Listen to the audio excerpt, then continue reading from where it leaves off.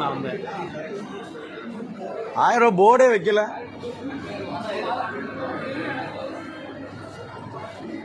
Sir board வைக்காம எப்படி 1000 ரூபா வாங்குறீங்க?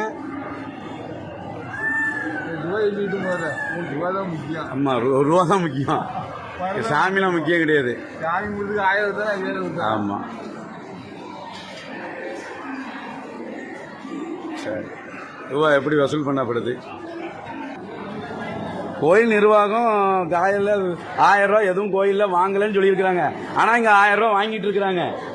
இது எவ்வளோ போய் ஃபோர்ஜரி? அப்போ இந்த பணம் எதுக்கு போய் யாருக்கு போகுது? இந்த பணம் யாருக்கு போகுதுன்னு தெரியணும்ல. கோயில் நிர்வாகம் சொல்லியிருக்கு, காலையிலே பதிவு வந்திருக்கு 1000 ரூபா வாங்கிட்டு கோயிலில் உடலை. எப்படி 1000 ரூபா வாங்குறீங்க? இது மறைமுகமாக இருந்து அது என்ன கணக்கில் வாங்குறீங்க ஐயா?